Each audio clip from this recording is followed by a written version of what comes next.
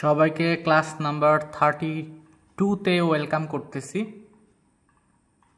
আজকে হচ্ছে midwifery subject থেকে ক্লাস, এবং এই ক্লাসটা কিন্তু মূলত এক কথায় বলতে গেলে সবার জন্য, যারা লাইসেন্স পরীক্ষা দিবেন diploma in nursing science and midwifery থেকে, তারপরে যারা ডিপ্লোমা ইন মিডওয়াইফারি থেকে দিবেন আপনাদের জন্য, এবং যারা থার্ড ইয়ারে বর্তমান ডিপ্লোমা ইন নার্সিং থার্ড ইয়ারে আছেন আপনাদেরও কিন্তু এই ক্লাসটা প্রয়োজন আছে। কারণ আমাদের হচ্ছে এমসিকিউ কম, কিন্তু টপিকে কিন্তু আমরা ব্যাখ্যায় কিন্তু মূলত বেশি পড়াবো।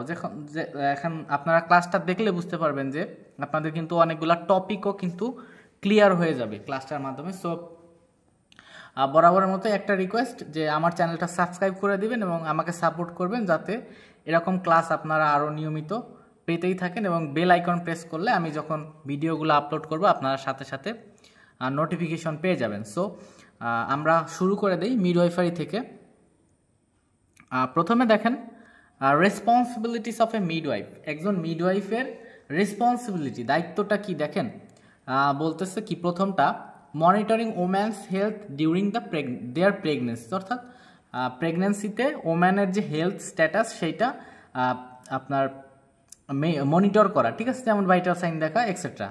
এরপরে helping to develop and support A woman's birth plan, এটাও ট্রু। আমরা হচ্ছে কি ওম্যানকে হেল্প করি, প্রেগনেন্ট ওম্যানকে কি ডেভেলপ অ্যান্ড সাপোর্ট দিই বার্থ প্ল্যানের জন্য। তারপরে বলতেছে আন্ডারটেকিং ক্লিনিক্যাল এক্সামিনেশন নেই, and screening as part of antenatal care. এই কয়টা হলো আমার true responsibilities of A midwife, এই কয়টা ট্রু। এবং এখন আমরা নিচে যদি আরও কিছু রেসপন্সিবিলিটি দেখি একজন মিডওয়াইফের, উপরে 3টা সহ এবং নিচেরগুলো দেখেন, বলতেছে আইডেন্টিফাইং হাই রিস্ক প্রেগনেন্সিগুলো আইডেন্টিফাই করা, assisting with care and monitoring during labour and birth. আমরা অ্যাসিস্ট করব কি, কেয়ার দিব এবং মনিটর করব প্রেগনেন্ট ওম্যান এবং বেবিকে, প্রেগনেন্ট ওম্যানকে কি লেবারের সময় এবং বার্থের সময়। আচ্ছা, তারপরে providing advice and support to parents coping with miscarriage, stillbirth, termination and neonatal death. এই যে কথাগুলো বললো, stillbirth, termination, neonatal death, এই সবগুলোতে আমরা কি অ্যাডভাইস দেবো যে কোনটা করা দরকার, কোনটা দরকার না, কোনটা ক্ষতিকর, এইটা। তারপরে performing emergency procedures and referring women to the medical staff where necessary, অর্থাৎ আমার যেখানে হচ্ছে এমার্জেন্সি প্রসিডিওর লাগবে সেটা করা, এবং রেফার করব যেখানে তার জন্য বেস্ট হবে, সেখানে আমরা সেই প্রেগনেন্ট ওম্যানকে রেফার করব, ঠিক আছে। সো এটা হলো আমাদের নাম্বার 1 চলে গেল। এখন নাম্বার 2তে দেখেন কি বলতেছে, অনেকগুলা কিন্তু ব্যাখ্যা সহ, এই জন্য কিন্তু বললাম যে সবার জন্য এই ক্লাসটা, ডিপ্লোমা নার্সিং মিডওয়াইফ, তারপর যারা থার্ড ইয়ার আছে সবাই কিন্তু ক্লাসটা করতে পারেন। আচ্ছা, এখন কজেস অফ অবস্টেটিক মরবিডিটি, অর্থাৎ অবস্টেটিক বা প্রেগনেন্সি রিলেটেড যে অসুস্থতা সেগুলা কেন হচ্ছে, দেখেন এগুলার কারণগুলা দেখেন। প্রথমে বলা হচ্ছে অ্যান্টিপার্টাম হেমোরেজ। আচ্ছা, অ্যান্টিপার্টাম হেমোরেজটা কি, যখন প্রেগনেন্সির 28 সপ্তাহ পরে ব্লিডিং হবে তখন সেটাকে বলবো আমরা অ্যান্টিপার্টাম হেমোরেজ। এবং পোস্টপার্টাম হেমোরেজ হচ্ছে, আমরা জানি যে বাচ্চা জন্মের সময় যখন নর্মাল ভ্যাজাইনাল ডেলিভারিতে 500 ml বা হাফ লিটার ব্লাড লস হয়, ঠিক আছে, নর্মাল ভ্যাজাইনাল ডেলিভারিতে 500 ml ব্লাড লস হয়, এবং সিজারিয়ান সেকশনের ক্ষেত্রে 1000 ml। এখন পোস্টপার্টাম হ্যামোরেজ আমরা তখনই বলবো যখন নর্মাল ডেলিভারিতে 500 ml এর বেশি ব্লাড লস হবে, এবং সিজারের ক্ষেত্রে 1 লিটারের বা 1000 ml এর উপরে ব্লাড লস হবে বডি থেকে, তখন আমরা সেটাকে বলবো পোস্টপার্টাম হ্যামোরেজ। তাহলে এটা বোঝা গেল। এবং সিতে বলতেছে ইক্ল্যাম্পসিয়া অবস্ট্রাক্টেড লেবার। এখানে 2টা অপশন বলতে, একসাথে ইক্ল্যাম্পসিয়া হলেও হতে পারে, ইক্ল্যাম্পসিয়ার কারণেও মারা যায়, এবং হচ্ছে অবস্ট্রাক্টেড লেবার। ইক্ল্যাম্পসিয়া কি আমরা তো বিস্তারিত একটা ক্লাস নিছি অলরেডি। সো আমাদের ইক্ল্যাম্পসিয়া হচ্ছে কি, হাই ব্লাড প্রেশার হয়, প্রোটিন ইউরিয়া পাই আমরা, তারপরে ইডিমা হয়, তাই না, এটা এখানে 5টাই। তারপরে রাপচার ইউটেরাসটা যদি ফেটে যায়, রাপচার হয়ে যায়, সেটা একটোপিক প্রেগনেন্সি, যখন ইউটেরাসের বাইরে বেবি হচ্ছে গ্রো করে, ডেভেলপমেন্ট হয়, তখন সেটাকে আমরা বলি একটোপিক প্রেগনেন্সি। এখন দেখেন আমার কিন্তু ডেফিনেশন থেকে শুরু হয়েছে এখানে যে অবস্টেটিক ম্যাটারনাল মরবিডিটি আসলে জিনিসটা কি। দেখেন অবস্টেটিক মরবিডিটি, এখানে মরবিডিটি মানে অসুস্থতা বা মর্টালিটি মানে তো মৃত্যু, সেটা আমরা তো জানি যে মরবিডিটি আর মর্টালিটি কি। তো অরিজিনেটস, যে অরিজিনেটস মানে শুরু হওয়া, from any cause related to pregnancy, এটা শুরু হবে কি প্রেগনেন্সির যে কোনো একটা কারণ থেকে, অর টু ইটস ম্যানেজমেন্ট, বা এটার কোনো প্রেগনেন্সি রিলেটেড কোনো ম্যানেজমেন্ট থেকে, এনি টাইম ডিউরিং, কখন অ্যান্টিপার্টাম, তারপরে হচ্ছে intrapartum, postpartum period, usually within 42 days after confinement. তাহলে কনফাইনমেন্টের 42 ডেজের মধ্যে এগুলা হচ্ছে। এখন আমরা দেখব যে আরও কী কী কারণ আছে যে causes of obstetric morbidity and maternal mortality, morbidity, ঠিক আছে সেটা। প্রথমে দেখেন সেপসিস। সেপসিস এখানে পিউরপেরাল সেপসিস বলা যেতে পারে, যে ইনফেকশন ডেভেলপড হয় জেনিটাল ট্র্যাক্টে, সেটাকে আমরা পিউরপেরাল সেপসিস হিসেবে চিনি সেটা। তারপর দেখেন মোলার প্রেগনেন্সি, আমি কিন্তু একটা একটা বলে চলে যাচ্ছি। আর আপনারা যারা থার্ড ইয়ারে আছেন, ডিপ্লোমা ইন নার্সিং বা মিডওয়াইফ যারা আছেন, যারা সামনে ফাইনাল পরীক্ষা দেবেন, আপনারা কিন্তু অবশ্যই খাতা কলম নিয়ে বসবেন, কারণ এগুলো আপনাদের কাছে নতুন মনে হতে পারে। মানে যদিও আপনাদের আর 2 মাস আছে পরীক্ষার, আপনাদের অনেক কিছু ট্রামগুলো আপনাদের নতুন মনে হতে পারে। তো আপনারা খাতা কলম নিয়েও কিন্তু ক্লাসে বসতে পারেন, সেক্ষেত্রে আপনাদের জন্য বেটার হবে। সো যেটা বলতেছিলাম, মোলার প্রেগনেন্সি, এখানে মোলার প্রেগনেন্সি মানে হচ্ছে আপনার সেল গ্রোথ হয়, যেটার নাম হচ্ছে ট্রোপোব্লাস্ট। হ্যাঁ, ট্রোপোব্লাস্ট সেল গ্রো করে, সেটা হচ্ছে মোলার প্রেগনেন্সি। এবার দেখেন ক্রনিক ভেসিকো ভ্যাজাইনাল ফিস্টুলা, সংক্ষেপে বলে ভিভিএফ। ভেসিকো ভ্যাজাইনাল ফিস্টুলা হচ্ছে অ্যাবনর্মাল কানেকশন বিটুইন কি ব্লাডার অ্যান্ড ভ্যাজাইনা, ঠিক আছে। ভিভিএফ, ভেসিকো ভ্যাজাইনাল ফিস্টুলা কি অ্যাবনর্মাল কানেকশন, দুইটার সাথে কানেকশন, কোনটার সাথে, ব্লাডার এবং ভ্যাজাইনার সাথে অ্যাবনর্মাল একটা কানেকশন। তারপরে দেখেন প্রোল্যাপস ইউটেরাস। প্রোল্যাপস ইউটেরাসটা হচ্ছে প্রোল্যাপস হয়ে যাবে, ঠিক আছে, অর্থাৎ জায়গায় থাকবে না, স্থান বিচ্যুতি হয়ে যাবে সেটা। আচ্ছা, আরেকটা রয়ে গেছে যে ক্রনিক রেট্রো ভ্যাজাইনাল ফিস্টুলা। এখানে রেট্রো ভ্যাজাইনাল ফিস্টুলা তো বোঝাচ্ছে, রেক্টোতে হচ্ছে রেকটাম আর ভ্যাজাইনাল ফিস্টুলা তো ভ্যাজাইনা। তাহলে ভ্যাজাইনা আর রেকটামের মধ্যে অ্যাবনর্মাল কানেকশন যখন হবে, তখন সেটাকে বলা হয় হচ্ছে রেক্টো ভ্যাজাইনাল ফিস্টুলা। আর প্রোল্যাপস ইউটেরাস তো বললাম। আচ্ছা, এরপরে আছে কি ম্যাটারনাল কিছু ডিসঅর্ডার আছে, যেমন ম্যালেরিয়া, টিবি যেটা টিউবারকিলোসিস, হ্যাপাটাইটিস, তারপরে অ্যানিমিয়া ডিউরিং প্রেগনেন্সি, হিমোগ্লোবিনের পরিমাণ কমে যায় যেটা, রিপ্রোডাক্টিভ মরবিডিটি, দেখেন অবস্টেটিক মরবিডিটি লেবার রিলেটেড যেগুলো, গাইনোকোলজিক্যাল মরবিডিটি আর কন্ট্রাসেপটিক মরবিডিটি। সো কন্ট্রাসেপটিক নেওয়ার ফলেও কিন্তু অনেক সময় মরবিডিটিটা দেখা যায়। এখন দেখেন যে ম্যাটারনাল মর্টালিটির ডিফিনেশনটা কি বলতেছে। According to world health organization, maternal death is defined as the death of woman while pregnant, যখন সে প্রেগনেন্ট তখন, বা within 42 days after termination of pregnancy, অর্থাৎ ডেলিভারির পরে 42 দিন পর্যন্ত যদি কোনো মা মারা যায় প্রেগনেন্সির কারণে, সেটাও কিন্তু ম্যাটারনাল মর্টালিটির আওতাভুক্ত। দেখেন বলতেছে irrespective of the duration and site of pregnancy, অর্থাৎ সে কখন মারা গেল বা যেখানে ডেলিভারি হয়েছে সেখানে মারা গেল, সেটা কোনো ফ্যাক্ট না।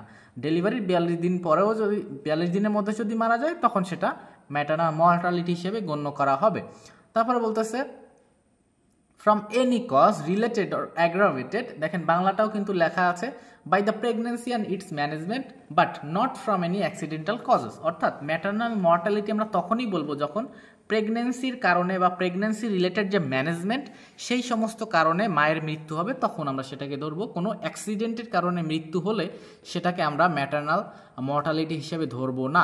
এরপরে দেখেন ম্যাটারনাল মর্টালিটি রেটটা কি, দেখেন it is the number of death of mother from pregnancy, delivery, puerperal causes during a calendar year per 1000 of childbirth, অর্থাৎ এক বছরে 1000 চাইল্ড হচ্ছে জীবিত হচ্ছে বেবি হচ্ছে মধ্যে যে সার্ভেটা করা হয়, সেটাই হচ্ছে আপনার ম্যাটারনাল মর্টালিটি রেট। এখন দেখেন ক্যালকুলেশনটা আমি কিভাবে বের করতে পারি। দেখেন এখানে বলা আছে যে total number of female death, অর্থাৎ টোটাল কতজন ফিমেল মারা গেল, কেন মারা গেল, ডিউ টু কমপ্লিকেশন অফ কিসের, pregnancy, childbirth within 6 week of delivery, 6 সপ্তাহ পর্যন্ত। এই যে দেখেন পিওরপেরাল কজ, কতজন মারা গেল সেটা, ঠিক আছে। In a area during in a given year. মনে করেন যে ঢাকার, সাপোজ ধরলাম ঢাকার ফার্ম গেট হচ্ছে কতজন হচ্ছে বেবি ডেলিভারি করলো এবং কতজন মারা গেল, সেটা 1 বছরের মধ্যে, সেটা আমরা ধরে নিলাম। একটা এরিয়া ভিত্তিক হবে, হ্যাঁ। আর লাস্টে কি বলতেছে, total number of live birth in the same area in that year, অর্থাৎ ওইখানে কতজন জীবিত শিশু হচ্ছে জন্মগ্রহণ করলো সেটা, এবং তার সাথে কিন্তু আমরা 1000 গুণ দিয়ে দেবো। এটা হচ্ছে আমাদের ফর্মুলা, ঠিক আছে। সো এটার আশা করি বুঝতে পারছেন। এবং এখন দেখেন reduction of maternal mortality and morbidity, আমরা কিভাবে ম্যাটারনাল মর্টালিটি এবং মরবিডিটিটা কমাবো সেটা দেখেন। Improvement of nutritional status and education for mother without any discrimination, অর্থাৎ প্রেগনেন্ট ওম্যানকে কিন্তু নিউট্রিশনাল সাপোর্টটা দিতে হবে, এডুকেশন, তাকে সব কিছু প্রেগনেন্সি, লেবার সব কিছু সম্পর্কে শিক্ষা দিতে হবে, হ্যাঁ। কোনো ডিসক্রিমিনেশন অর্থাৎ বৈষম্য করা যাবে না যে তাকে ভালো খাবার দিচ্ছি না বা এরকম কিছু। তারপরে registration of all pregnant mother and giving proper antenatal care. এখানে রেজিস্ট্রেশন বলতে দেখবেন যে প্রেগনেন্ট ওম্যানদের কিন্তু এখন আজকাল রেজিস্ট্রেশন করা হয়, যেমন আপনার সূর্যের হাসি ক্লিনিক, আমি যদি একটা এক্সাম্পল দিই আর কি, যে ওখানে রেজিস্ট্রেশন করা হয়, অ্যান্টিনেটাল চেক আপ বলেন, তারপরে লেবার বলেন, তারপরে পিরিয়ড বলেন, সব কিছু টোটাল কিন্তু A to Z ওই রেজিস্ট্রেশনের মধ্যেই থাকে, হ্যাঁ। সো ওইটার কথা বলতেছে যে সব কিছু A to Z রেজিস্ট্রেশন করার কথা বলতেছে। এরপর দেখেন diagnosis of high risk pregnancy and its proper referral, অর্থাৎ হাই রিস্ক প্রেগনেন্সিটা আপনি ডায়াগনোসিস করবেন, আইডেন্টিফাই করবেন এবং প্রপার তার যেখানে ট্রিটমেন্ট হবে সেখানে রেফার করবেন। Implementation of emergency obstetric care, অর্থাৎ বাস্তবায়ন করবেন হচ্ছে এমার্জেন্সি অবস্টেট্রিক কেয়ার, যেখানে এমার্জেন্সি আপনার অবস্টেট্রিক কেয়ারটা প্রয়োজন হবে সেখানে সেটা বাস্তবায়ন করবেন। তারপর দেখেন improvement of all health delivery system, improvement of maternal and child health, এই যে দেখেন MCH ফুল মিনিং দেওয়া আছে যে maternal and child health service, family planning, counselling, তারপরে MCH বেসড ফ্যামিলি প্ল্যানিং, ওই যেটা বললাম MCH মানে হচ্ছে ম্যাটার্নাল অ্যান্ড চাইল্ড হেলথ, ঠিক আছে।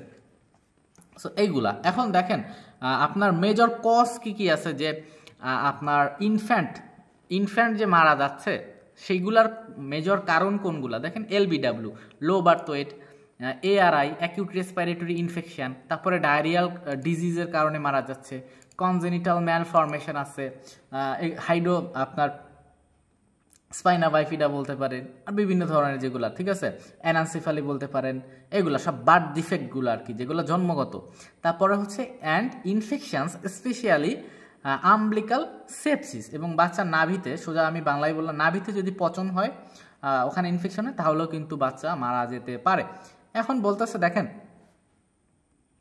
বলতেছে as a registered nurse how will you take preventive measure about infant mortality rate, এখানে IMR দেওয়া আছে যে বাচ্চা যাতে না মারা যায় সেক্ষেত্রে আপনি কি করবেন, কি পদক্ষেপ গ্রহণ করবেন। দেখেন improvement of primary health care, primary health কেয়ারটা আমি কি করবো, আরও উন্নতি সাধন বা ইমপ্রুভ করব।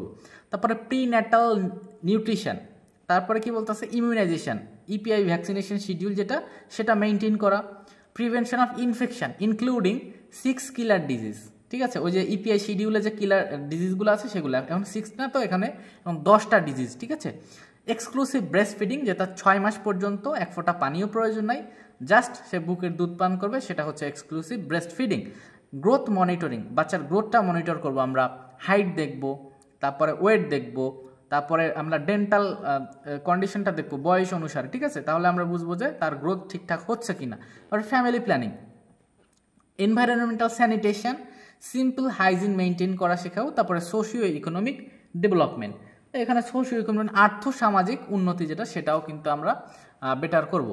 সো এটা আমাদের চলে গেলে পর দেখেন লেয়ার্স অফ ইউটেরাস, ইউটেরাসের লেয়ার কয়টা, আমরা জানি যে ইউটেরাসের লেয়ার হচ্ছে 3টা, তাই না, ইউটেরাসের লেয়ার কয়টা, 3টা। দেখেন এখানে কিন্তু অপশনের মধ্যে দেওয়া আছে 4টা, তাহলে পেরিনিউম, সেরোসা, পেরিমেট্রিউম, সেরোসা, মায়োমেট্রিউম, এন্ডোমেট্রিউম। এখন সেরোসা তো আপনারা হয়তো বলতে পারেন যে এটা না, এটাও কিন্তু রাইট অ্যান্সার, পেরিমেট্রিউম অবলিক সেরোসা, এই দুইটা কিন্তু একই জিনিস, সো এই দুইটাই আমাদের কিন্তু ট্রু। এখন ইউটেরাস সম্পর্কে দেখেন দেওয়া আছে যে ইউটেরাস ইজ এ হলো pyriform muscular organ situated in the pelvis, ঠিক আছে, বিটুইন ব্লাডার ইন ফ্রন্ট, এটার সামনে ব্লাডার আছে এবং এটার পিছনে কি আছে, রেকটাম আছে, তাই না? এখন দেখেন ইউটেরাসের অ্যানাটমিটা কি, এটা কিন্তু মিডওয়াইফদের জন্য বেশি গুরুত্বপূর্ণ, যে এটা হচ্ছে একটা হচ্ছে কি অ্যান্টিভার্সন আর একটা হচ্ছে অ্যান্টিফ্লেকশন। মেজারমেন্ট দেখেন, এটা হচ্ছে 8 সেন্টিমিটার লম্বা এবং 5 সেন্টিমিটার হচ্ছে ওয়াইডে, হ্যাঁ, দৈর্ঘ্য এবং প্রস্থ, যেটা দৈর্ঘ্যে 8 সেন্টিমিটার এবং প্রস্থে 5 সেন্টিমিটার। অ্যান্ড ফান্ডাস, ঠিক আছে, and its walls are about, অর্থাৎ পুরু বা মোটার দিক থেকে হচ্ছে এটা 1.25 সেন্টিমিটার থিক, ঠিক আছে। পার্ট দেখেন, এখন ইউটেরাসের পার্ট দেখেন, বডি আছে, কর্পাস আছে, ফান্ডাস আছে। বডিরও আবার বডির মধ্যেই বা কর্পাসের মধ্যে দুইটা পার্ট, ফান্ডাস আর বডি প্রপার। একটা হচ্ছে ইসমাস, হ্যাঁ, এটা হচ্ছে ইসমাস আর একটা হচ্ছে সার্ভিক্স। তো এইগুলা আর স্ট্রাকচার দেখেন, এই যে 3টা লেয়ার আছে দেখেন, বলতেছে পেরিমেট্রিয়াম বা সেরোসা, এটা কি আউটার, একদম মোস্ট আউটার লেয়ার যেটা সেটা। তারপরে দেখেন এখানে বলতেছে মায়োমেট্রিয়াম, মায়োমেট্রিয়ামটা হচ্ছে মিডিল লেয়ার আর এন্ডোমেট্রিয়াম হচ্ছে ইনার লেয়ার, ঠিক আছে, একদম ভিতরেরটা। এবার নার্ভ সাপ্লাইটা দেখেন, sympathetic supply T5 and T6 motor যেটা, ঠিক আছে। সো ভার্টিব্রাল যেটা, ঠিক আছে, সেটা থোরাসিক টিতে, এবং সংক্ষেপে এই যে টি থেকে এতে এলে হচ্ছে লাম্বার, ঠিক আছে, T10 টু লাম্বার 1, থোরাসিক 10 থেকে লাম্বার 1 স্পাইনাল এটা, এবং প্যারাসিম্প্যাথিক সাপ্লাই যেটা সেটা হচ্ছে আপনার স্যাক্রাল 2 থেকে তারপর হচ্ছে স্যাক্রাল 4 পর্যন্ত, এবং স্পাইনাল সেগমেন্ট এটা হচ্ছে মিক্স। এখন ফ্যালোপিয়ান টিউবের 4টা পার্টের নাম দেওয়া আছে দেখেন, ইন্টারস্টিশিয়াল অর ইন্ট্রামুরাল পার্ট, তারপরে ইসমাস, অ্যাম্পুলা আর ইনফান্ডিবুলাম। সো এই 5টা হলো, এই কয়টা হলো আপনার ইউটেরাসের পার্ট। এবার দেখেন বোনগুলা দেখেন, এই বোন থেকে কিন্তু দেখা যায় মিডওয়াইফদের বেশ প্রশ্ন আসে, গত পরীক্ষায়ও দেখলাম আসছে, যে দেখেন bones contributing the formation of pelvis, পেলভিসে হচ্ছে কোন কোন বোনটা দেখেন, 2টা হিপ বোন আছে, একটা স্যাক্রাম আছে, একটা কক্সিস আছে, ঠিক আছে, এই যে 2টা হিপ বোন, স্যাক্রাম, কক্সিস। আচ্ছা, এবার বনি পেলভিসটা কি দেখেন, যে এটা হচ্ছে ring of the bone consisting 2 hip bones in front and at the side, আচ্ছা, and sacrococcygeal part of vertebral column behind. এখন টাইপ কি আছে, একটা হচ্ছে গ্রেটার যেটা সেটাকে বলে হচ্ছে ফলস পেলভিস বা আপার পার্ট, এবং লেজার পার্ট যেটা সেটাকে বলে ট্রু পেলভিস, এটা হচ্ছে লোয়ার পার্টে অবস্থিত, এবং এটার সাথে কন্টেইন করে কি পেলভিক ভিসেরা, ঠিক আছে। এবং ফরমেশন দেখেন, ফরমেশনে বলতেছে the bony pelvis is form by 4 bones uniting, তাহলে কয়টা, 4টা বোন দিয়ে কিন্তু আপনার পেলভিসটা তৈরি অ্যানাটমিক্যালি। আচ্ছা, এরপরে আমরা নাম্বার 5-এ চলে যাই। নাম্বার 5-এ কি আছে দেখেন,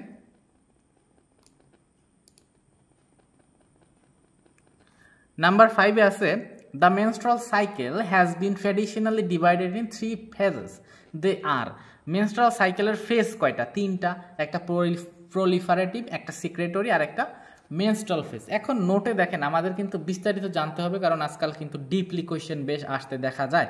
এখন প্রলিফারেটিভে দেখেন সিনোনিয়াম অর্থাৎ সমার্থক, প্রলিফারেটিভের আরও সিনোনিয়াম আছে, যে সমার্থক কোনগুলা দেখেন, ইস্ট্রোজেন ফেজ,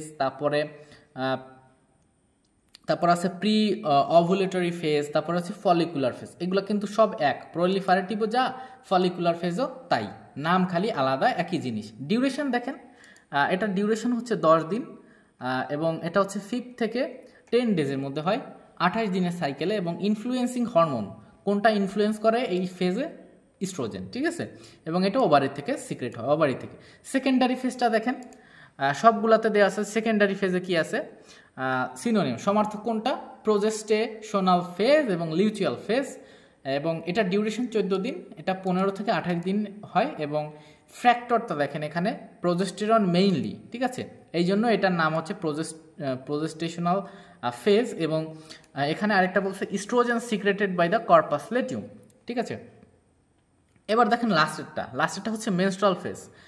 লাস্টেরটা বলতেছে মেনস্ট্রুয়াল ফেজে কি, দ্য মেনস্ট্রুয়াল ব্লিডিং অকার্স, এই ফেজে কি মেনস্ট্রুয়াল ব্লিডিং হয়, the ovum fails to utilise, ovum কি ইউটিলাইজ করতে পারে না, and blood oestrogen and progesterone level falls, ব্লাডে তখন কি হয়, ইস্ট্রোজেন এবং প্রজেস্টেরন লেভেলটা কমে যায়। কেন?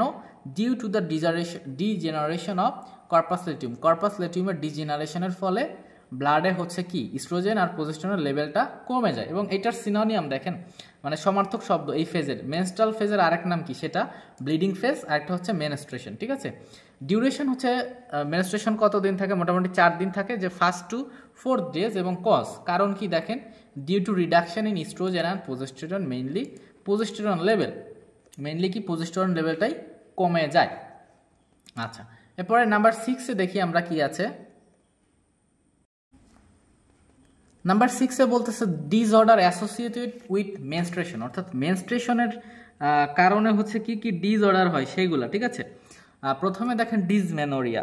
ডিসমেনোরিয়া আমি একটা একটা টার্ম বলে দিই, আপনারা যারা খাতা নিয়ে বসছেন তারা আপনারা লিখে ফেলবেন, কারণ খাতা নিয়ে বসলে কিন্তু আপনাদের জন্য বেটার। ডিসমেনোরিয়া মানে হচ্ছে পেইনফুল মেনস্ট্রেশন, তাই না? আচ্ছা, এটা। তারপরে আছে হাইপারমেনোরিয়া। এখানে হাইপারমেনোরিয়া মানে হচ্ছে আপনার এক্সেসিভ ব্লিডিং হয়। ঠিক আছে, মেনস্ট্রেশনে এক্সেসিভ ব্লিডিং হয় সেটা। আর লাস্টটা হচ্ছে মেট্রোট্যাক্সিস। এখানে মেট্রোট্যাক্সিস মানে হেভি অ্যান্ড প্রোলংড মেনস্ট্রাল ব্লিডিং, অর্থাৎ 4 দিন না, আমাদের দেখা যাচ্ছে 5 দিন 7 দিন পর্যন্ত হয়, সেটাকে বলে মেট্রোট্যাক্সিস। এবং মেট্রোট্যাক্সিসের কিন্তু আরেকটা নাম আছে, সেটা হচ্ছে কি মেট্রোহ্যাজিয়া। ঠিক আছে, মেট্রোহ্যাজিয়া এবং মেট্রোট্যাক্সিস একই জিনিস। ঠিক আছে, সো এটাই। এবং এখানে দেখেন বাংলাগুলো কিন্তু প্রত্যেকটা সুন্দর করে লিখে দেওয়া আছে, বাংলাগুলো এখানে যে বাংলাগুলো আছে সব দেখে নেবেন এবং স্ক্রিনশট নিয়ে নেবেন। আমি হচ্ছে এগুলা পড়াইতে চাচ্ছি না, শুধু বাংলাটা জাস্ট একটু পড়ে নেবেন, আপনার প্রত্যেকটারই বাংলা লেখা আছে। ঠিক আছে, আচ্ছা, এই সাইডেও সেম আছে, এই সাইডেও আছে। এখন দেখেন composition of menstrual blood. Menstrual ব্লাডের কম্পোজিশনগুলো দেখেন, ব্লাড হচ্ছে 30 থেকে 70 ml, spongy and compact layer of endometrium পাবো, মিউকাস পাবো, তারপরে আনফার্টিলাইজ ওভাম পাবো, লিউকোসাইটোসিস পাবো, ফিব্রিনোলাইসিন পাবো, গ্লাইকোজেন পাবো, আর কি কিছু ব্যাকটেরিয়াও কিন্তু পাওয়া যাবে। ঠিক আছে, এটা। আচ্ছা, এরপরে দেখেন ইম্পর্টেন্স অফ লাস্ট এলএমপি।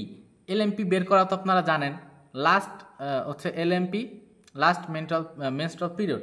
এখন এখানে বলতেছে the duration of pregnancy traditionally is calculated by the clinical the term of 10 lunar months or 9 calendar months and 7 days or 28 days 40 weeks calculated from the first day of last menstrual period.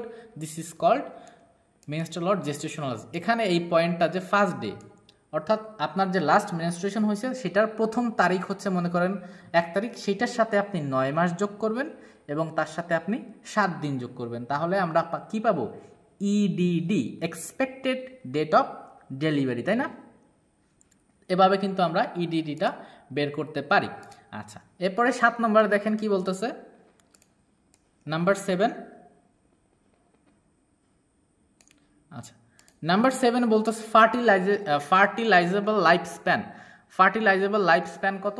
ও সাইটের ক্ষেত্রে 12 থেকে 24 ঘন্টা এবং স্পার্মের ক্ষেত্রে 48 থেকে 72 ঘন্টা। এবং ফার্টিলাইজেশনের ডেফিনিশনটা কিন্তু এখানে দেওয়া আছে, দেখেন যে ফার্টিলাইজেশন দেখেন সুন্দর করে বাংলায় লেখা আছে, আপনারা পারবেন। সোজা বাংলায় এক কথায় যদি বলি, এটা একটা প্রসেস যেখানে ফিউশন হয় কি স্পার্মাটোজোন বা স্পার্ম এবং তার সাথে কি স্পার্ম আর ওভামের ফিউশন হয়, সেটাই হচ্ছে ফার্টিলাইজেশন এক কথায়। ঠিক আছে, আচ্ছা, এরপরে আমরা নাম্বার 8টা দেখব।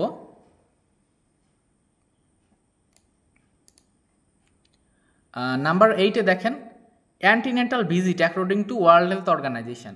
ঠিক আছে, এটা হচ্ছে ফার্স্ট ভিজিট দিবেন হচ্ছে 16 সপ্তাহে, তারপরে আপনি সেকেন্ড ভিজিটটা দিবেন হচ্ছে 24 থেকে 28 সপ্তাহের মধ্যে, থার্ড ভিজিট দিবেন 32 সপ্তাহে, ফোর্থ ভিজিট দিবেন 36 সপ্তাহে। এখন অ্যান্টিনেটাল ভিজিটটা কি দেখেন, বলতেছে ওয়ার্ল্ড হেলথ অর্গানাইজেশন কোনটা রিকমেন্ড করে, in developing countries as per WHO the antenatal visit is crucial to the at least 4, অর্থাৎ আপনার অ্যাটলিস্ট 4 বার অ্যান্টিনেটাল ভিজিট দিতে বলতেছে ওয়ার্ল্ড হেলথ অর্গানাইজেশন। এবং দেখেন ফার্স্ট ভিজিট বলতেছে 16 সপ্তাহে, এবং এখানে ফার্স্ট ভিজিটে গিয়ে আপনি কি কি চেক করবেন সেটা দেখেন দেয়া আছে, এবং এইগুলা কিন্তু গুরুত্বপূর্ণ। দেখবেন যে অনেক সময় চলে আসে যে আপনি বলে দিল যে ফার্স্ট অ্যান্টিনেটাল ভিজিটে গিয়া পেশেন্টের কি কি চেক করবেন, এরকম কিন্তু প্রশ্ন চলে আসে। কি চেক করবেন? Anaemia, syphilis, medical obstetric risk factor, individualise birth প্ল্যানের, হেলথ এডুকেশনও কিন্তু দিবেন। সেকেন্ড ভিজিটে কি করবেন? সেকেন্ড ভিজিটে দেখেন সিম্প্যাসিস ফান্ডাল হাইটটা আপনি চেক করবেন, যে মাল্টিপল প্রেগন্যান্সি হলে তাহলে ফান্ডাল হাইটটা কিন্তু বেশি হবে সেটা। থার্ড উইক 32 সপ্তাহে কি করবেন? থার্ড উইকে দেখেন যে সিম্প্যাসিস ফান্ডাল হাইট মাল্টিপল প্রেগন্যান্সিটা দেখবে, এবং IUGR Intra uterine growth retardation হচ্ছে কিনা, যে বাচ্চা ইউটেরাসের মধ্যে গ্রোথে কোনো বাধাগ্রস্ত হচ্ছে কিনা, বা এটা আমরা দেখব। তারপর হচ্ছে প্রি ক্ল্যাম্পসিয়া, দেখেন সুন্দর করে বাংলায় লেখা আছে, এবং প্রি ক্ল্যাম্পসিয়া সম্পর্কে বিস্তারিত একটা ক্লাস কিন্তু আমার ইউটিউব চ্যানেলে আপনারা পেয়ে যাবেন, এবং ওটা কিন্তু দেখে নিতে পারেন, তাহলে প্রি ক্ল্যাম্পসিয়াটা আপনাদের ক্লিয়ার হয়ে যাবে। এবার দেখেন ফোর্থ ভিজিটটা কখন দেবেন? 36 সপ্তাহে, তাই না? 36 সপ্তাহে কি দেখবেন? আইডেন্টিফাই ফেটাল লাই, যে ভার্টেক্স প্রেজেন্টেশনে আছে কিনা। তারপর হচ্ছে আপডেট করবেন কি ইন্ডিভিজুয়ালাইজড বার্থ প্ল্যান। আচ্ছা, এরপরে দেখবো আমরা হচ্ছে নাম্বার 9 কি বলতেছে দেখেন, routine investigation done in the first visit in early pregnancy, অর্থাৎ আপনি আর্লি প্রেগন্যান্সিতে কি কি রুটিন এক্সামিনেশন করবেন ফার্স্ট ভিজিট, ওই যেটা বললাম সেরকম একটা প্রশ্ন কিন্তু চলে আসছে। সেটা করবেন, হিমোগ্লোবিনটা দেখবেন, তারপরে ABO অর্থাৎ ব্লাড গ্রুপিংটা করবেন, এবং RH গ্রুপিংটা করবেন, ঠিক আছে সেটা। এখন দেখেন এই যে এখানে দেয়া আছে যে ফার্স্ট, আপনি এখানে দেখেন ফার্স্ট ভিজিটে কি কি দেখবেন, দেখেন প্রত্যেকটা হিমোগ্লোবিন কেন দেখবেন? অ্যানিমিয়া আছে কিনা সেজন্য। তারপরে ABO গ্রুপিং অর্থাৎ ব্লাড গ্রুপিং এবং RH গ্রুপিং কেন করবেন? যে RH ইনকম্পিটিবিলিটি বা RH আইসোইমিউনাইজেশনের জন্য। তারপরে RBS কেন দেখবেন? রেন্ড অফ ব্লাড সুগার, যেটা RBS কেন দেখি? যে টু ডিটেক্ট DM অর্থাৎ ডায়াবেটিস মেলাইটাসটা নির্ণয় করার জন্য। তারপরে হচ্ছে কি BDRL test, serological test for syphilis, যেটা একটা সেক্সুয়ালি ট্রান্সমিটেড ডিজিজ। আলট্রাসোনোগ্রাফি কেন করতে হয়? Whole abdomen. আমরা প্রেগনেন্সি প্রোফাইল দেখব কত? 10 থেকে 12 সপ্তাহ পরে, নট ডান রুটিনলি, ঠিক আছে। এবার দেখেন অবস্টেটিক এমার্জেন্সি কোনটা কোনটা আছে। একটা আছে হ্যামোরেজ, তারপর আছে হাইপারটেনসিভ ডিসঅর্ডার, দুইটাই ট্রু, এবং ইক্ল্যাম্পসিয়া আছে, এবং এখানে আছে হচ্ছে সিভিয়ার প্রি ইক্ল্যাম্পসিয়া। সবগুলা কিন্তু অবস্টেটিক এমার্জেন্সির মধ্যেই কিন্তু পড়তেছে। আচ্ছা, এরপরে দেখেন আরও কি কি কারণ আছে অবস্টেটিক এমার্জেন্সি, আমরা কোনগুলাকে বলবো? প্রথমে হ্যামোরেজ, তারপরে হাইপারটেনসিভ ডিসঅর্ডার যেমন ইক্ল্যাম্পসিয়া, প্রি ইক্ল্যাম্পসিয়া, ঠিক আছে। তারপরে ইক্ল্যাম্পসিয়া তো বললাম, সিভিয়ার প্রি ইক্ল্যাম্পসিয়া, তারপরে রাপচার অফ ইউট্রাস, তারপরে রিটেইনড প্লাসেন্টা। রিটেইনড প্লাসেন্টা জিনিসটা কি? প্লাসেন্টা হচ্ছে যখন থার্ড স্টেজ চলে গেলে প্লাসেন্টা তো অটোমেটিক বের হয়ে যায়, তাই না? সো এটা হচ্ছে প্লাসেন্টাটা বের হয় না, ডিটাচ হয় না, এটা হচ্ছে রিটেইনড প্লাসেন্টা। তারপরে আছে পালমোনারি এম্বোলিজম।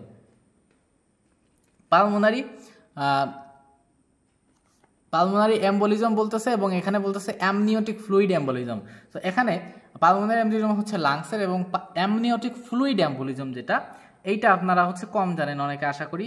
সো এই অ্যামনিওটিক ফ্লুইড এম্বোলিজমটা কি? অ্যামনিওটিক ফ্লুইড যখন ব্লাড সার্কুলেশনের মধ্যে প্রবেশ করে, ঠিক আছে, অ্যামনিওটিক ফ্লুইড যখন ব্লাড সার্কুলেশনে প্রবেশ করে তখন সেটাকে বলে হচ্ছে অ্যামনিওটিক ফ্লুইড এম্বোলিজম। এটা একটা মারাত্মক এবং এমার্জেন্সি কন্ডিশন।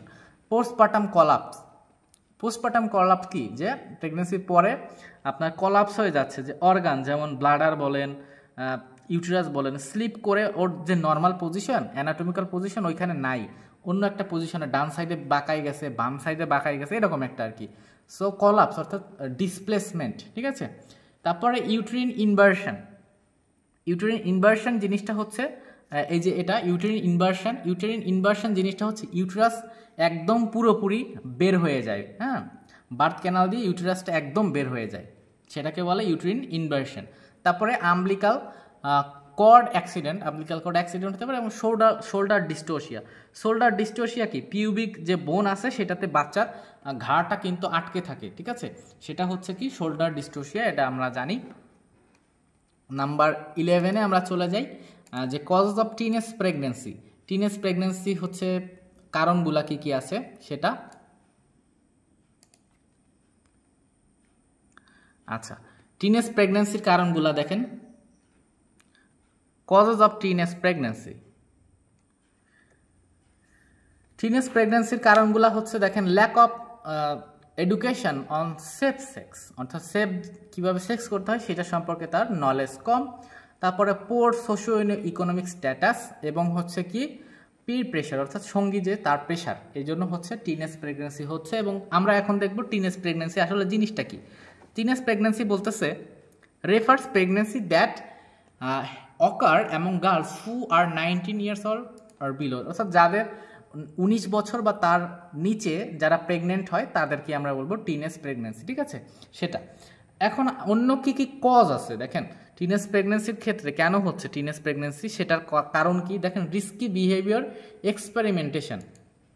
আচ্ছা, তো এটা তো আপনারা জানেন। এবং সাবস্ট্যান্স অ্যাবিউজ যেমন অ্যালকোহল, ড্রাগস, তারপরে সেলফ স্টিম, ঠিক আছে, আত্মসম্মান কম, তারপরে সেক্সুয়াল অ্যাবিউজ, ঠিক আছে, তারপরে হচ্ছে broken home, rape, religious beliefs and practice, environmental influence, তারপরে পর্নোগ্রাফি, এইসব কারণে কিন্তু টিনেজ প্রেগনেন্সিটা দেখা যায়।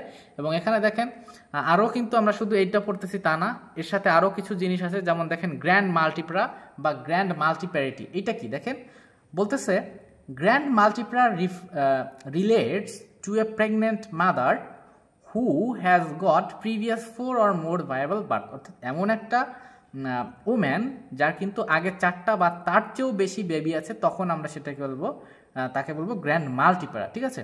এবং এলডারলি মাল্টিপ্রা কি দেখেন woman having their first pregnancy above the age of 30 year, 30 বছর বা তার চেয়ে বেশি বয়সে যদি কেউ প্রেগনেন্ট হয় তখন আমরা সেটাকে বলবো এলডারলি প্রাইমি গ্রাভিডা। সরি আমি মাল্টি বলে ফেলছিলাম ভুলে, প্রাইমি মানে হচ্ছে প্রথম, ঠিক আছে, এলডারলি প্রাইমি। এবং এই এলডারলি প্রাইমিতে বলতেছে অ্যাকর্ডিং টু ফিগো 35 ইয়ার্স, এখানে FIGO, এই যে অ্যাকর্ডিং টু ফিগো, এখানে ফিগো এর ফুল মিনিংটা হচ্ছে আপনারা লিখে নিতে পারেন যে international federation of gynaecology and obstetrics, ঠিক আছে, international federation of gynaecology and obstetric, এইটার অনুযায়ী হচ্ছে 35, হ্যাঁ 35 বছর বা তার চেয়ে উপরে গেলে সেটাকে বলবো এলডারলি প্রাইম।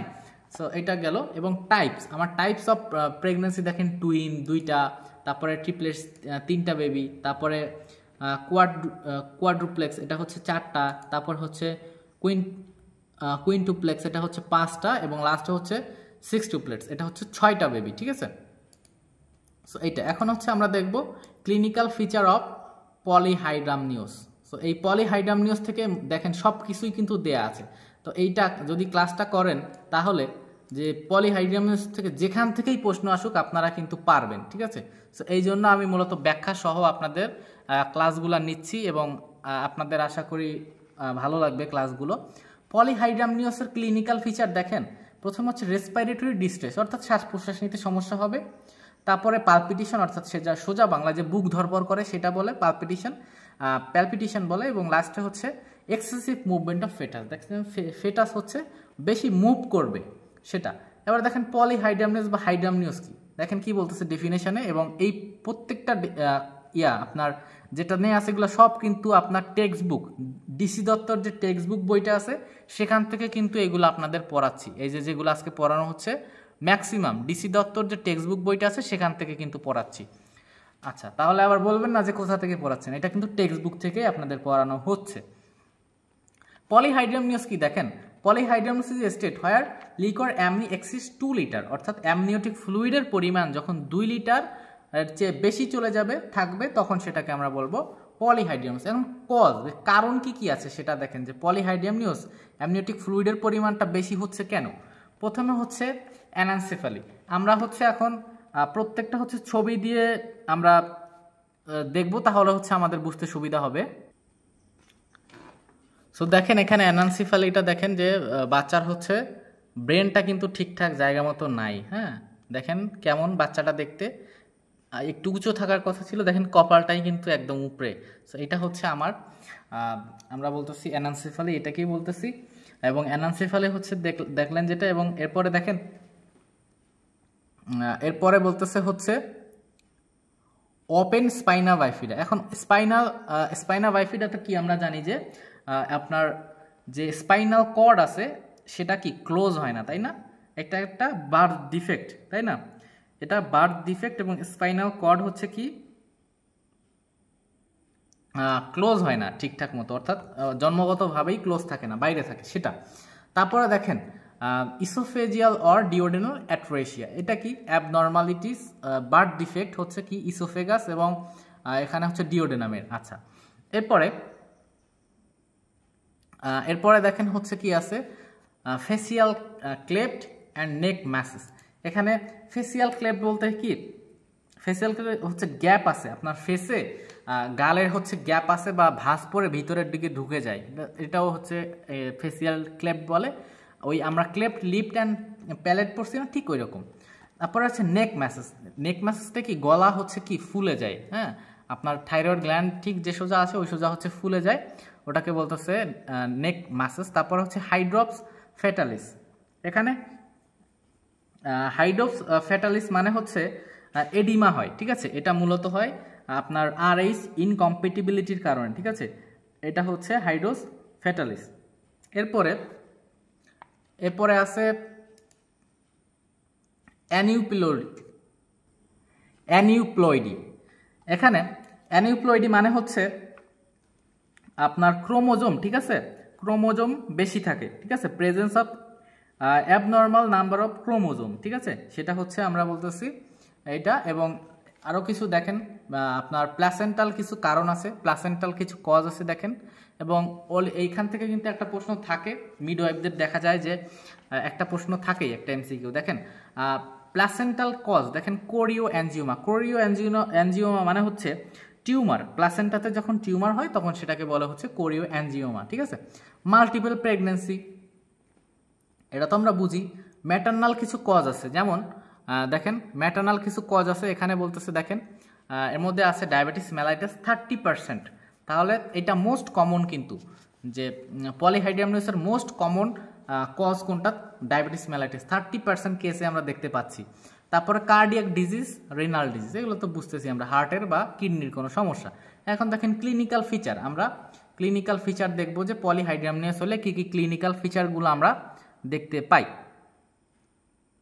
আচ্ছা দেখেন বলতেছে ফিলিং অফ টেন্স অ্যাবডোমেন, অ্যাবডোমেনটা টেন্স ফিলিং এবং লেগ এডিমা, পায়ে কি পানি চলে আসে, সাইন অফ ডিসপ্নিয়া অর্থাৎ শ্বাস প্রশ্বাস নিতে সমস্যা। তারপরে evidence of pre eclampsia may be present, কোনটা প্রি ইক্ল্যাম্পসিয়ার এভিডেন্স, ইডিমা থাকবে, হাইপারটেনশন থাকবে এবং প্রোটিন ইউরিয়া, আমরা দেখবো ইউরিনের মধ্যে প্রোটিন যাচ্ছে, তাই না।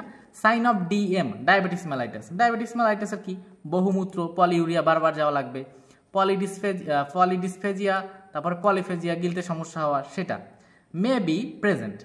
পার অ্যাবডোমিনাল এক্সামিনেশন, আমি যদি অ্যাবডোমেনটা চেক করি, এক্সামিনেশন করি, mark enlarged of abdomen, abdomen দেখবো বড়, এবং কি বলতেছে বড় তো হবেই অ্যাবডোমেন, কারণ ওখানে ফ্লুইডের অ্যামনিওটিক ফ্লুইডের পরিমাণ বেশি না, পলিহাইড্রামনিয়াস।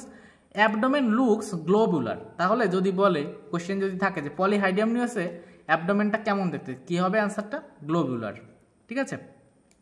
উইথ ফুলনেস অ্যাট দ্য ফ্ল্যাঙ্কস, তারপর দেখেন skin is tense shiny and large stereo, এটা তাহলে স্কিনটা আমরা এরকম দেখতে পাবো, স্টেরি মানে হচ্ছে রেখা মূলত, ঠিক আছে, সেটা পালপিটেশন অর্থাৎ আমরা ফিল করব, ফিল করলে আমরা যেটা হাত দিয়ে চাপ দিয়ে ফিল করি সেটা হচ্ছে কি পালপিটেশন। এবং এটা হচ্ছে এক্সটার্নাল ব্যালটমেন্ট, এখানে যে বলতেছে এক্সটার্নাল ব্যালটমেন্ট, এটা মূলত 20 সপ্তাহে করা হয়। তাহলে যদি বলা হয় যে এক্সটার্নাল ব্যালটমেন্ট কখন করা হয়, 20 সপ্তাহে মূলত করা হয়, হাত দিয়ে বাচ্চার পজিশনটা যে ফিল করে, পালপেট করা, হাত দিয়ে ফিল করা, সেটাই হচ্ছে আপনার এক্সটার্নাল ব্যালটমেন্ট, ঠিক আছে। আচ্ছা এরপরে দেখেন ক্যান বি এলিসেটেড, এলিসেট মানে প্রকাশ করে, মোর ইজিলি, এটা খুব আরো ভালোভাবে প্রকাশ করে। অসকালটেশন, অসকালটেশন মানে কি, আমরা যদি স্টেথোস্কোপ দিয়ে কোনো কিছু সাউন্ড শুনি সেটাই হচ্ছে অসকালটেশন। এক্ষেত্রে আমরা কোনটা অসকালটেশন করব, ফেটাল হার্ট সাউন্ড, ঠিক আছে, ফেটাল হার্ট সাউন্ড অসকালটেশন করব। এবং আমরা কি পাবো দেখেন, fetal heart sound is not heard distinctly, অর্থাৎ ভালোভাবে আমরা ফেটাল হার্ট সাউন্ড শুনতে পাবো না, আস্তে শুনতে পাবো যেহেতু ফ্লুইডের পরিমাণ বেশি। পার ভ্যাজাইনাল এক্সামিনেশনে আমরা কি পাবো, ইন্টারনাল এক্সামিনেশন দেখেন দ্য সার্ভিক্স ফুলড আপ, অর্থাৎ টানা টেনে আমরা দেখবো সার্ভিক্সটা যে may be partially taken up or at times dilated to admit a fingertip through the bulge membrane can be left। আচ্ছা এটা করতে হবে যে আপনার সার্ভিসটা টান দিয়ে তারপরে হচ্ছে এটা আমরা চেক করব যে ইন্টারনাল এক্সামিনেশনের আওতায় পড়ে। এবং ইনভেস্টিগেশন কি কি আছে পলিহাইড্রামনিয়াসের ক্ষেত্রে দেখেন, প্রথম হচ্ছে আল্ট্রাসোনোগ্রাফি অফ হোল অ্যাবডোমেন, তারপরে আছে হচ্ছে আরবিএস, তারপরে আছে আরবিএস হচ্ছে কেন ম্যাটারনাল ডায়াবেটিস, এবিও গ্রুপিং, তারপরে আছে হচ্ছে আরএইচ ইনকম্পিটিবিলিটি, তারপরে আছে হচ্ছে amniotic fluid analysis, to estimate alpha fetoprotein which is markedly increase to open neural tube defect. তাহলে যদি বলে যে neural tube defect, open neural tube ডিফেক্টে কোনটা বেড়ে যায়, সেটা কি আলফা ফেটোপ্রোটিন। ঠিক আছে, এখন দেখেন ট্রিটমেন্ট, পলিহাইড্রামনিয়াসের ট্রিটমেন্টটা দেখেন কি বলতেছে, দেখেন পলিহাইড্রামনিয়াসের ট্রিটমেন্ট বলতেছে ট্রিটমেন্ট ইফ ডিএম প্রেজেন্ট, অর্থাৎ ডায়াবেটিস মেলাইটিস যদি প্রেজেন্ট থাকে তাহলে কি দেব, ইন্ডোমেথাসিন দেব 25 mg, কয়বার, 4 বার, QDS, may be given to decrease amniotic fluid. এই অ্যামনিওটিক ফ্লুইড কমার জন্য, যাতে কমে যায় সেটার জন্য কি আমরা ইন্ডোমেথাসিন বা ইন্ডোমেট দেব। ঠিক আছে, 25 mg ওরালি দেওয়া হয়।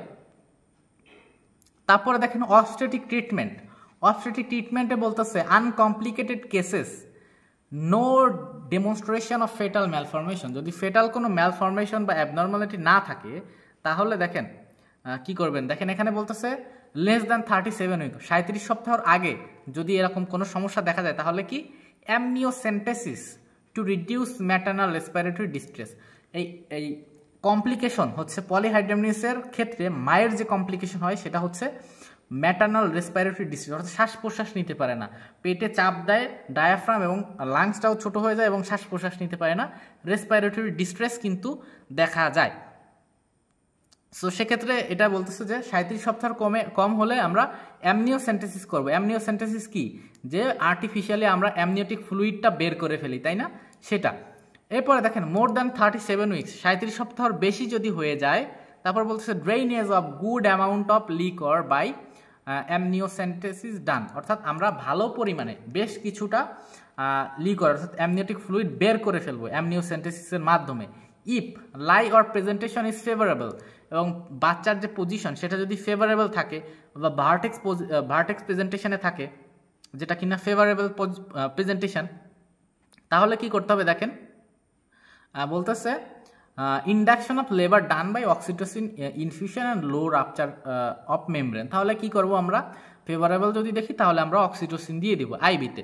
তারপরে দেখেন কমপ্লিকেটেড কেসে, কমপ্লিকেটেড যদি দেখি বাচ্চার কোনো কনজেনিটাল অ্যানোমালি আছে তাহলে কি termination of pregnancy irrespective of gestational age, তাহলে কি করব আমরা ডেলিভারি করাই ফেলবো, যে কত বছর বা কত সপ্তাহ, 30 সপ্তাহ 20 সপ্তাহ এগুলো আমরা দেখবো না, কমপ্লিকেটেড হলেই আমরা এই ডেলিভারিটা যে কোনোভাবে করাই ফেলবো, সে অক্সিটোসিন দিয়ে হোক বা সিজারে হোক এটা। এবার আসেন কমপ্লিকেশনস অফ পলিহাইড্রামনিয়াস।